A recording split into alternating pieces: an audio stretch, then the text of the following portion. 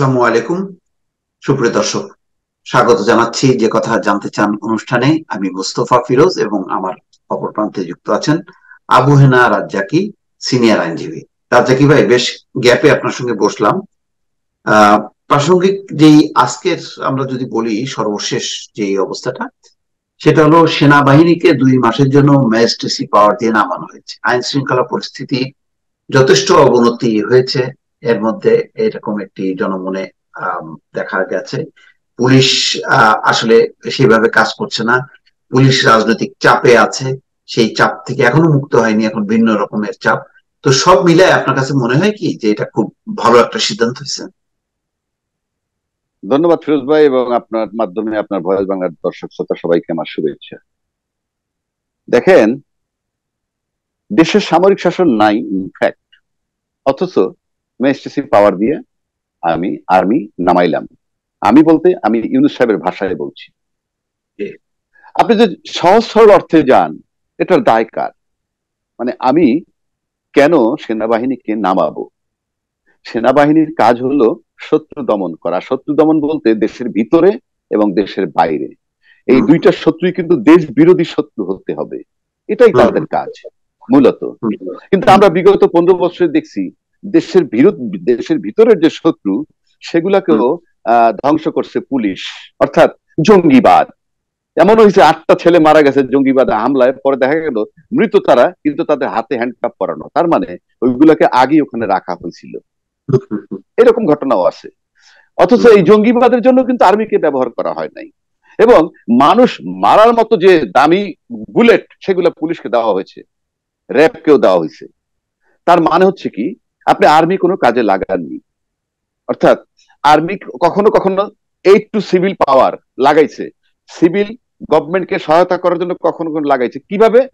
তোমরা সাথে সাথে ঘুরবা, মাগো, ছাগলের 3 নম্বর বাচ্চার মতো।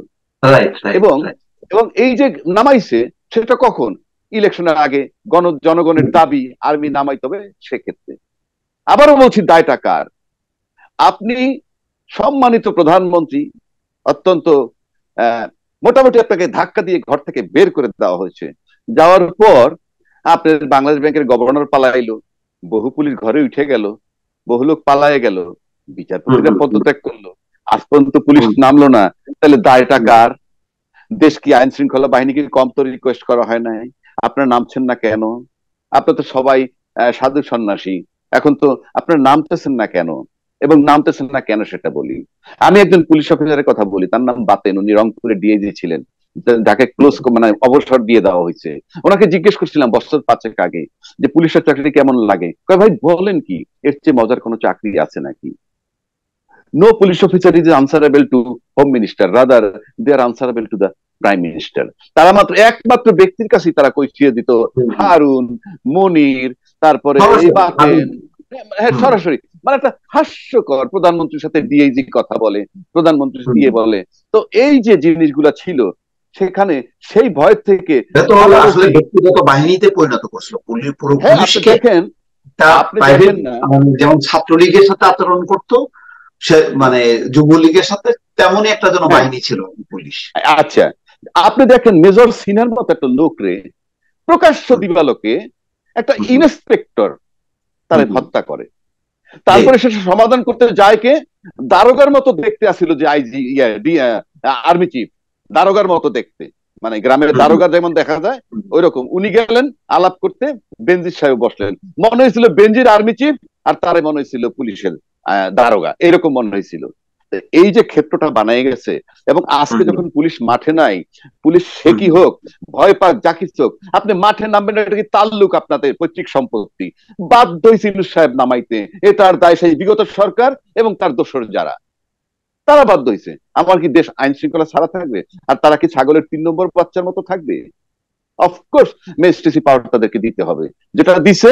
আমি বলছি না আর্মি আসলো কেন, আনতে বাধ্য হলাম কেন, টোটালটার দায় পতিত সরকার এবং তার দোসরদের, ইউনূস সাহেব না, এই সরকার নয়।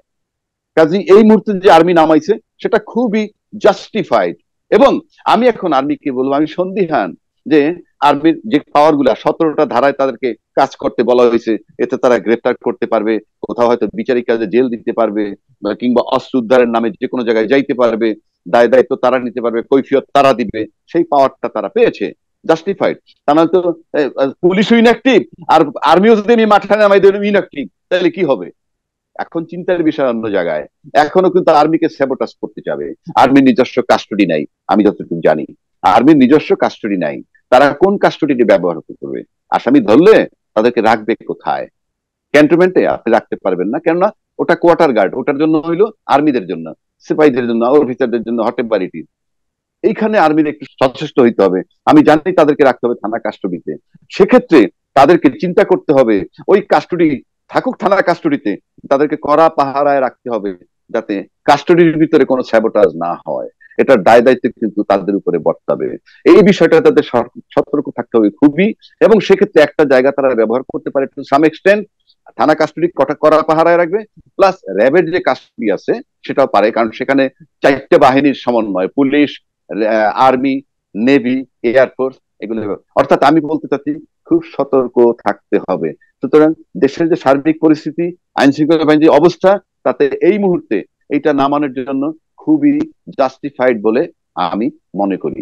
ব্যক্তিগতভাবে দ্বিমত থাকতে পারে অনেকের, কিন্তু তারা হয়তো এটা ভাবেন না। আপনি মাঠের আইন শৃঙ্খলা পরিস্থিতি কিচ্ছু নাই মাঠে, তাও শুক্রিয়া আল্লাহর কাছে যে পুলিশ ইনঅ্যাক্টিভ থাকতেছে প্রায় 1.5 মাস যাবত বলতে গেলে। তা সত্ত্বেও কিন্তু ক্ষমতায় থেকে আওয়ামী লীগ সরকার যা ঘটাইছে পুলিশ দিয়া, তার 10 ভাগের 1 ভাগও কিন্তু ঘটেনি। সুতরাং সেই বিবেচনায় মানুষ কনসাস হয়েছে, এবং রাজনৈতিক দলও এখন সংস্কার করতেছে। ইতিমধ্যে বিএনপি সংস্কার আমরা দেখতেছি, তারেক জিয়া সাহেব ভালো স্টেপ নিতেছে, কাউকে ছাড় দিচ্ছে না। সুতরাং আর্মি যতক্ষণ মাঠে থাকবে কোন সন্ত্রাসীকে ছাড় দিবে না। সাধারণ মানুষের জান মালের নিরাপত্তা ইনশিওর করতে হবে। নিশ্চিত থাকেন জনগণ আপনাদের সাথে আছে। আর এই আর্মি নামানোর দায় পুলিশ প্রশাসন, সিভিল প্রশাসন তথা পতিত সরকারের, এই সরকারের নয়। আচ্ছা, ভিন্ন আরেকটা প্রসঙ্গ, সেটা হলো শেখ হাসিনার মানে মাঝখানে বেশ আপা আপা টেলিফোন সংলাপ নিশ্চয়ই শুনেছেন। চট করে দেশে আসা, তিনি পদত্যাগ করেননি, একটা ধূম্র জাল তৈরি হচ্ছে যে এই গণঅভ্যুত্থান কিছুই না, মনে হচ্ছে যেন তার নিয়ম মাফিক পদত্যাগ হয়নি, এটা একটা বড় ইস্যু। এটাকে কেউ কেউ বলার চেষ্টা করছেন। একজন আইনজীবী হিসেবে আপনি কি বলবেন? শুনেন, এটা হলো পাগলের প্রলাপ। আমি শিওর তাকে এখন তার পাবনা ভর্তি করানো সম্ভব না, যদি মেন্টাল হাসপাতাল থাকে ভারতে এখানে ভর্তি করা সম্ভব। কারণ আপনি প্রধানমন্ত্রী, আপনি এখনো সাংবিধানিক ভাবে প্রধানমন্ত্রী। আচ্ছা, সিম্পল কথা, আপনি পালায়ে গেছেন কেন? আচ্ছা, আপনি পালায়ে যান নাই, ভারত রাষ্ট্রীয় সফর করতেছে ধরেন 1.5 মাস যাবত করেন, কিন্তু আপনি গণভবন যে ভেঙে চুরমার করে দেওয়া হইল এবং সেটাকে একটা জাদুঘর বানানোর সিদ্ধান্ত হইল। আপনি কি ওখানে বেশি হাওয়া খাচ্ছেন? যেখানে এই জাদুঘর বানানোর মানে কি? এই জাদুঘরটা হওয়ার মানে কি জানেন? এই জাদুঘরটার মানে সময়ের ব্যবধানে মানুষ বলবে এটা কে থাকতো। অন্যান্যরা যাই বলুক, আমি বলবো এখানে একজন ভদ্রমহিলা থাকতেন যাকে ফিমেল ভার্সন অফ হিটলার বলা হয়, যেখানে বসে উনি মানুষকে গুম করার আদেশ দিতেন, হত্যা করার আদেশ দিতেন, যা খুশি তাই আদেশ দিতেন। এটা হলো সেই জায়গা। এবং তো আপনি বৈধ প্রধানমন্ত্রী, আপনার গণভবনে এই অবস্থা, আপনি আসছেন না কেন? এটা আমি আপনার সাথে মস্করা করতেছি না, সিনসিয়ারলি বলতেছি। তারপরে আসেন, আপনি যেটা বলতেছেন, আপনি যে সংবিধানের কথা বলতেছেন, ওটা তো সংবিধান না, ওটা ছিল হাসিনা বিধান। তো আপনি হাসিনা বিধানে যদি প্রধানমন্ত্রী হন, ভালো কথা। আপনাকে বলে দিচ্ছি, দেশবাসীরে বিভ্রান্ত করেন না আপনারা, আর ধোকা দিয়েন না, সেটা বলতেছি। প্রধানমন্ত্রীর পদ 2টার কারণে শূন্য হয়। একটা হইল যদি উনি পদত্যাগ পত্র দেন প্রেসিডেন্টের কাছে, আর একটা হইল যদি উনি সংসদ সদস্য না থাকেন। কারণ সংসদ সদস্য হইতে হবে প্রধানমন্ত্রীকে।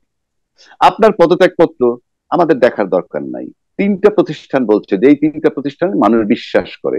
আর্মি চিফ বলছে পদত্যাগ পত্র দিচ্ছেন, প্রেসিডেন্ট বলছে পদত্যাগ পত্র দিচ্ছেন, এবং প্রধান বিচারপতি বলছে পদত্যাগ করার কারণে এই পরিস্থিতিতে এই সরকারের অ্যাপ্রুভাল দেয়া হলো। 3টা অর্গান বলছে এডমিট। তারপরে ধরে নিলাম আপনি জিতেন, কারণ আপনার তো মুখের দোষে পরাজয়, মুখের দোষে আপনার সব হয়েছে, আপনি খালি মুখটার কারণে এত কিছু হয়েছে এবং মুখটার কারণে আপনাকে বিদায় নিতে হয়েছে। তো তারপরে বলি আপনার মুখে এখনো পটপট করতেছেন, চট করে ঢুকে যাবেন, আপনি পদত্যাগ করেন নাই। ওকে, তর্কের খাতিরে ধরে নিলাম আপনি পদত্যাগ করেন নাই। তাহলে প্রেসিডেন্ট, রাষ্ট্রপতি তো সংসদটা ভেঙে দিছে, এটা তো মিথ্যা নয়। রাষ্ট্রপতি যখন সংসদ ভেঙে দেয় তখন তো আপনি সংসদ সদস্য না। আপনি সংসদ সদস্য না থাকেন, আপনি প্রধানমন্ত্রী কিভাবে হবেন? তারপরে বলে কি বলে যে সংসদ ভাঙতে হইলে প্রধানমন্ত্রীর অনুমোদন লাগবে, ইত্যাদি ইত্যাদি। ধরেন একটা গ্লাস ভাঙতে হইলে মোস্তফা ফিরোজের অনুমোদন লাগবে আমার, যে আমি একটা কাচের গ্লাস ভাঙবো, নিলাম না অনুমোদন, ভেঙে ফেলাইলাম গ্লাস, তো কি হবে? গ্লাসটা তো ভাঙছে, গ্লাসটা তো ভাঙছে। গ্লাস যখন ভেঙে গেছে তখন আপনি তো সংসদ সদস্য না। যেহেতু আপনি সংসদ সদস্য না, আপনি প্রধানমন্ত্রী না। এসব সব ফালতু কথা বইলেন না, বিভ্রান্ত করেন না। দেশে যারা আছে, কিছু লোক আপনার এখনো আছে, গা ঢাকা দিয়ে রয়েছে, ওদেরকে ভালো থাকতে দেন। আর আপনি টেলিটক করেন, টেলিফোনে কথা বলেন, বেলজিয়াম আর তারপরে কি আমেরিকা, কেন আপনার বাংলাদেশে 626 জন লোক আটক হয়েছে, পলাতক আছে। তার ভিতরে কিছু ধরা পড়ছে, কিছু বর্ডারে ধরা পড়ছে, দুই একজন পালায়ে গেছে।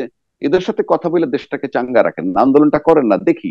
নাকি ফোন ধরে না আপনার? আমি নিশ্চিত দিচ্ছি আপনার কোনো ফোন কেউ ধরবে না বাংলাদেশে, আমার কাছে মনে হয় না। শুধু পাগলের পোলা বাদ দেন। আপনার পার্লামেন্ট বলতে কিছু নাই, আপনার সংবিধান বলতে কিছু নাই, আপনার সবকিছুর পায়ের তলায় রাইখে আপনাকে বের করে দেওয়া হচ্ছে। সুতরাং বিপ্লবী সরকার ক্ষমতা আছে, they will take their step, you are nobody. এখন আপনি বরং রিকোয়েস্ট করতে পারেন, প্রেসিডেন্ট সাহেব তো টেলিফোনটা খোলা রাখছে, ওনারে দয়া করে চলে যেতে বলেন, তাহলে দেশটা আরো একটু নিরাপদ হয়। আরেকটি বিষয় যে যেহেতু সংস্কারের ব্যাপার নিয়ে রাজনৈতিক দলগুলোর বলছে যে তারা সংস্কারের পরে নির্বাচন করবে এবং রাজনৈতিক দলগুলো কর্মকাণ্ড চালাচ্ছে, তার পাশাপাশি কিছু কিছু ক্ষেত্রে দেখা যাচ্ছে যে আওয়ামী লীগ তারাও বিবৃতি দিচ্ছে। নানক সাহেবের বিবৃতি, বাহাউদ্দিন নাসিমের বিবৃতি, গোপালগঞ্জের তাদের অবস্থান আসলে আবার অনেকে বলছে যে বিচার না হওয়া পর্যন্ত আওয়ামী লীগের আসলে নির্বাচন করার কোনো অধিকার নেই, তাদের আগে বিচার হইতে হবে। আর পুনর্গঠিত আওয়ামী লীগ না হলে এই আওয়ামী লীগ, যে আওয়ামী লীগের সবাই গণহত্যার সাথে জড়িত, তাদের বিচারের পরেই হচ্ছে নির্বাচন রাজনীতি, এইরকম একটা বিতর্ক আছে। আপনি কি বলবেন? না, আমি এই এটার সাথে টু সাম এক্সটেন্ট একমত। আমি যেটা বললি, যেটা ইউনূস সাহেব বলছেন, হ্যাঁ, ইউনূস সাহেবকে স্যালুট করি। মানে মানুষে বলে ইউনূস সাহেব রাজনীতিবিদ না, ইউনূস সাহেব রাজনীতি বুঝেন না, এক পাগলের প্রলাপ। কারণ কি, রাজনীতিবিদদের টার্গেট থাকে ক্ষমতায় বসা। ইউনূস সাহেব ক্ষমতায় বসছে, তো আপনি রাজনীতিবিদ না কেমনে? উনি রাজনীতিবিদ না কেমনে? 2 নম্বর আসেন, ইউনূস সাহেব তার জীবনে যে অর্জন করছে, নোবেল পাইছে, এইটা পাইছে, সেইটা পাইছে, অলিম্পিকের মশাল নিয়ে দৌড়াইছে, সবই নাকি টাকা পয়সা দিয়ে করছে, রক্ত চুইসা মানুষের টাকা পয়সা। আরে ভাই, করছে তো, আপনি পারলেন না কেন? আপনি তো ইয়েরে ঢুকাইলেন, রোহিঙ্গা ঢুকাইলেন, নোবেল পাইলেন না। আপনি ইউনূস সাহেবের 8 তলা পর্যন্ত হাঁটাই উঠাইছেন, সেই ইউনূস এখন আপনার চেয়ারে বসে আপনার বিচার করবে। এবং এখানে ইন্টারেস্টিং ব্যাপার একটা কথা বললে রাখি, ওই প্রসঙ্গের পরে ইন্টারেস্টিং ব্যাপার বলি। বাংলাদেশের লোক যদি ইউনূস সাহেবের শেখ হাসিনার দোসরদের বিচার করতে চায় মানবতা বিরোধী অপরাধ হিসাবে, কারণ আপনি যে হত্যা মামলাগুলো হাসিনার বিরুদ্ধে হয়েছে নানান জায়গায়, এগুলো হত্যা মামলা হয় না, কারণ হাসিনা কোনো লোক হত্যা করে নাই, গলায় গিয়ে ছুরি মারে নাই। একটা কথা আসে, বজলুল উদারে বোধহয় জবাই করছিলেন, একটা কথা আসতেছে সোশ্যাল মিডিয়ায়, ওটা আমার কাছে গুরুত্বপূর্ণ না। কিন্তু রামপুরা থানা, বাড্ডা থানা, গুলশান থানা, নানান জায়গায় হত্যা মামলা হয়েছে, হাসিনা এই হত্যাগুলো সে করে নাই। হাসিনা দিয়েছিল একটা সিদ্ধান্ত, সিদ্ধান্তটা কি? আন্দোলন ঠেকাবেন, যত গুলি লাগে মানুষ মারবেন, সবকিছু করবেন। এবং সে গত 15 বছরে অন্তত 5,000 লোক হত্যা করছে, এবং জুলাই আইসে 1,500 লোক হত্যা করছে, পঙ্গু করছে বহু লোক, চক্ষু হারাইছে শত শত লোক। এবং এই টোটালটা ছিল তার একটা সিদ্ধান্ত। এই যে সিদ্ধান্তটা নিয়েছিল মানবতা বিরোধী, এটার জন্য তার বিচার হবে। এবং এর সাথে কে কে সম্পৃক্ত, এই স্বরাষ্ট্রমন্ত্রী, এই আনিসুল হক, এই সালমান এফ রহমান, সবাই, ইভেন কিছু পালাতক সাংবাদিক, ওই মোজামিল বাবু, তারা যা প্রমোট করছে এগুলাকে। সুতরাং আপনি ওই একটা বিচার করতে গেলে দেখবেন 150, 200, 300, 500, 2,000 লোকের তালিকাও হইতে পারে। ওই একটা বিচার করলেই এনাফ। ওই বাড্ডা থানার হত্যা মামলার বিচার করা লাগবে না, বুলশিট। তো এটা এই অর্থে বলতেছি। এখন আসেন, এই বিচারটা করবে কে? কল্পনা করেন ফিরোজ ভাই, কল্পনা করেন যে 5ই আগস্টের পর একটা নির্বাচন হয়েছে, তারপরে যে কোনো একটা রাজনৈতিক দল ক্ষমতায় গেছে, আওয়ামী লীগ তো নাই, যারা আছে, আমি কারো নাম বলছি না। আপনি কি মনে করেন কোন রাজনৈতিক দল ক্ষমতায় গিয়ে 15 দিন টিকতো এই প্রশাসনের মধ্যে? টিকতো? Absolutely not. It is Yunus যে সে টিকছে। কেন টিকছে? এই দেশের রাজনীতিবিদদের ডিস্টার্ব করার জন্য যে শক্তিগুলা কাজ করে, সেই শক্তিগুলোর অন্তত 50 গুণ বেশি শক্তি নিয়ে সে ওই জন্য বসছে। ওই শক্তিগুলা ম্লান হয়ে গেছে। আমার মেনশন করার দরকার নাই, ওই শক্তিগুলা ম্লান। এবং একমাত্র ইউনূস সাহেব বসে আছে বলেই, ইউনূস সাহেবকে দমাইতে হইলে ওই সমস্ত শক্তির সাথে বাংলাদেশের রাজনীতি নিয়ন্ত্রণ করার শক্তির কথা বলতে হবে, নট ইউনূস। সুতরাং রাজনীতিবিদদের দুইটা কাজ প্যারালাল রিকোয়েস্ট করা উচিত। একটা হইলো আপনি নির্বাচনের জন্য প্রয়োজনীয় সংস্কার করেন, দ্বিতীয়টা হইলো এই মানবতা বিরোধী যারা অপরাধ করে তাদের বিচারটা করে যান। আমি নিশ্চিত করে বলতে পারি ইউনূস সাহেব না থাকলে এই বিচার বাংলাদেশের রাজনীতিবিদরা কেউ করতে পারেন। This is my challenge.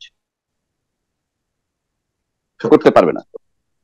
এবং এটা করার জন্য ইউনূস সাহেবকে, আমি বলছি না ইউনূস সাহেব 20 বছর টাইম দেন, অর্থাৎ দুইটা কাজ প্যারালাল করেন। রাজনীতিবিদরা চাপে রাখেন ইউনূসকে যে আপনি এই বিচার না করে যাবেন না, আপনাকে সেই ক্ষমতা দিচ্ছে, সেই পরিস্থিতি আপনার আছে। আমি রাজনীতিবিদ, আমি রাজ্জাকে কালকে প্রাইম মিনিস্টার হইলে আমাকে ধাক্কা দিয়ে ফেলে দিবে, এই তার লালন পালন করা সেই প্রশাসন, তার সাথে একটা শক্তি কাজ করবে যে শক্তিটা এখন পারছে না। এটাকে মাথায় রাখতে হবে। সুতরাং এই বিচারটা করার জন্য আল্লাহর দোহাই ইউনূস সাহেবকে টাইম দেন। আর পাশাপাশি আপনি নির্বাচন সংস্কার করার জন্য এই সময়টাও একই সময় করুক। তবে মজুমদার সম্পর্কে একটা কথা না বললেই পারি না, আমি খুব মাইন্ড করছি তার উপরে, আই নো হিম পার্সোনালি। ওনাকে বলা হয়েছে যে উনি নির্বাচন কমিশন ব্যাপারে কাজ করবেন। উনি চট করে বলে ফেললেন আওয়ামী লীগ যদি নির্বাচনে না আসে তাহলে নির্বাচন গ্রহণযোগ্য হবে, আইনত হবে। এই প্রশ্নটা আপনি বলবেন কেন? এটা কি আপনার সাবজেক্ট কিনা? এই একই কথা তো, একই কথা সালমানের রহমান বলছিল বিএনপি না আসলে নির্বাচন বৈধ হবে, নির্বাচন কমিশন বিএনপি না আসলে বৈধ হবে। তো একই কথা আপনি বললেন আওয়ামী লীগ নির্বাচনে না আসলে বৈধ হবে। এই কথাটা ভাই আপনার সাবজেক্ট না। কথা বেশি বললেই কিন্তু হয় না। ইউনূস সাহেব দেখেন, ইউনূস সাহেব কোনো প্রতিহিংসা পরায়ণ কথা বলছে না, কিন্তু কাজ কিন্তু যা করার করছে। ট্রাইব্যুনাল হবে, বিচার হবে, আর্মি মাঠে আনছে, কোন পেশাল পারতেছে ইউনূস সাহেব যে আমি দেখে নিব, আমি চেয়ারে বসছি একেবারে কে কোথায় থাকো দেখে নিব, কোন ভাষা আছে এগুলার? That is call, that is why he is a politician, he is a politician. আর আপনাদের পলিটিক্স এর আরেকটা কথা বলি, যে দল রাজনৈতিক দলগুলো এখন নির্বাচন চায় তারা চাবে, অপরাধ নয়, কিন্তু তাদের একটা কথা মাথায় রাখতে হবে যে তারা এসে কি করতে চান। তাদের কাজগুলো যদি জনগণের জন্য মঙ্গলজনক হয়, আল্লাহর দোহাই ইউনূস সাহেবকে বলেন যেটা আপনি করবেন সেটা যদি ইউনূস সাহেব করে দেয়, সমস্যাটা কোথায়? ইউনূস সাহেব বিদেশ থেকে টাকা আনবে, টাকা আনবে। আমি তো নিশ্চিত করে বলে দিতে পারি ইউনূস সাহেবের চেয়ে শক্ত মানুষ কেউ নাই যে বিদেশ থেকে টাকা আনবে। আর উনি না পারলে বাংলাদেশে আজকে পর্যন্ত কোনো পলিটিশিয়ান নাই বিদেশ থেকে টাকা আনবে, আজকে পর্যন্ত নাই। গল্প আমরা দেখলাম, আমরা তার প্রতিফলনও দেখলাম। তো আমরা দেখলাম, আপনি দেখেন ইতিমধ্যে কি হয়েছে, আপনাকে আমেরিকা বলছে $200 মিলিয়ন দিচ্ছে। আচ্ছা, ইনি আরো কি বলছে, 1974 সাল থেকে এ পর্যন্ত আমেরিকা শুধুমাত্র গণতন্ত্র এবং শাসনের মতো গুরুত্বপূর্ণ খাতে $8 বিলিয়ন ব্যয় করেছে। এই $8 বিলিয়ন মধ্য থেকে এই $200 মিলিয়ন হয়তো ইউনূস পাবে, বাকিগুলা কিন্তু যুগে যুগে যুগে যুগে মনিরুল ইসলাম, যুগে যুগে বেনজির, যুগে যুগে হারুন, যুগে যুগে বাতেন, এদের পিছনে ব্যয় কইরা দমাইয়া পিটাইয়া ক্ষমতায় রয়েছে, ওই টাকাগুলো ভাগ করে খেয়েছে। গণতন্ত্রের নামে ব্যয় করা হয় নাই, গণতন্ত্রের নামে ব্যয় করা হয়েছে। কোথায় নিচ্ছে? 5ই আগস্টের পালানের আগ পর্যন্ত গণতন্ত্র যে লেভেলে গেছিল ওই লেভেলে নিয়ে গেছে ওই টাকা দিয়ে। এই হইলো গেল ইউনূস একটা খাত, গণতন্ত্র। দ্বিতীয় খাতটা দেখেন, আগামী 3 বছরে বাংলাদেশের জ্বালানি, অবকাঠামো উন্নয়ন, জলবায়ুর বিরূপ প্রভাব মোকাবেলা সহ বেশ কিছু খাতে $4 থেকে $5 বিলিয়ন দিবে আইডিবি। ইউনূস তো ইলেক্টেড গভর্নমেন্ট না, ইউনূস ইলেক্টেড গভর্নমেন্ট না, তারে টাকা দিবে কেন? বিকজ তার গ্রহণযোগ্যতা, তার বিশ্বাসযোগ্যতা, পৃথিবীর মানুষ, দেশের রাষ্ট্র যারা দিবে তাদের তার প্রতি আস্থা, সে তো ইলেক্টেড না। তারপর দেখেন, দেশ সংস্কারে বড় ধাক্কা দরকার, ইউনূস সাহেব বলছে। বড় ধাক্কা কি দিয়া? আরে টাকার ধাক্কা, টাকা লাগবে। সেই ক্ষেত্রে জার্মানি বললো তারা মানে 1 বিলিয়ন দেবে পরিবেশ উন্নয়ন। সেটাই বলছি, জার্মান দিবে 1 বিলিয়ন। কান্ট্রি, বিশ্বব্যাংকের কান্ট্রি ডাইরেক্টর কি বলছে? আমরা বন্যা দুর্গতদের উদ্ধার, বায়ু দূষণ রোধ ও স্বাস্থ্য ব্যবস্থার গুরুত্বপূর্ণ সংস্কারের জন্য 200 কোটি বা $2 বিলিয়ন দেওয়ার চেষ্টা করব। আপনি বলেন তো, সরকার ইলেক্টেড না, তার কোনো রাজনৈতিক দক্ষতা নাই, এই টাকাগুলা কি এমনি আসতেছে? ইউনূস সাহেব তো কোনো সুন্দরী মহিলা নন যে তারা প্রেমে গদগদ হয়ে এসে দিয়ে গেছে। আর যারা এই টাকাগুলো, তারা কি বেকুব, বোকা, তাদের টাকার কোনো মূল্য নাই? দুটো জিনিস নিশ্চিত করে দিচ্ছি আপনাকে।